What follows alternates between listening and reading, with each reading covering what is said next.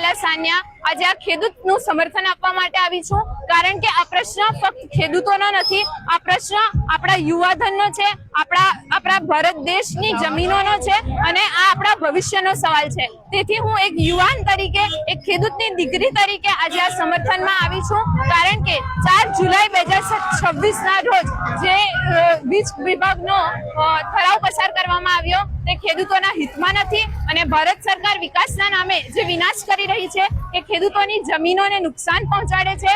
જે હાઈવેઝ બનાવવામાં આવે છે, જે DFC પ્રોજેક્ટ્સ ચાલી રહ્યા છે, તે વિકાસના નામે તેઓ વિકસિત ભારત 2047નું સ્વપ્ન બતાવે છે, પરંતુ તેના નામ ઉપર જમીનોમાં પાણી ભરાય છે અને ખેડૂતોની જમીનમાં ખૂબ જ નુકસાન પહોંચી રહ્યું છે। તેથી અમારી માંગણીઓ ભારત સરકારને એટલી જ છે કે અમારી જમીનોના હક અમને મળે અને તેમાંથી જે કરોડો ઔદ્યોગિકરણ દ્વારા તેમાંથી જે કરોડો રૂપિયાનો નફો થાય છે એમાં ભાગીદારી ખેડૂતોને પણ મળે, એવી જ અમારી અપીલ છે।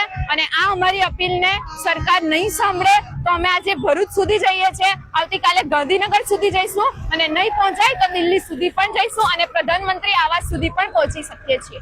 સરકાર દ્વારા એવું કહેવામાં આવે છે કે ખેડૂતોના હિતમાં ઘણી બધી યોજનાઓ અમલમાં મૂકવામાં આવી છે, પણ એ યોજનાઓનો અમે શું કરીએ જ્યારે અમારી પાસે જમીન જ ના હોય? ધ બેઝ એ જમીન છે, જો જમીનમાં જ નુકસાન પહોંચી જાય તો તમે ટ્રેક્ટર આપો, તમે બીજા બધા નફા આપો, તેનું શું કરીએ? અને તમે નફાના નામ પર મહિનામાં 2000 રૂપિયા આપો તો એનાથી દેશ નહીં ચાલે ને, 2000 રૂપિયાથી અન્ન નહીં પહોંચી શકે દેશના પેટમાં। મુખ્ય માંગણી શું છે તમારી?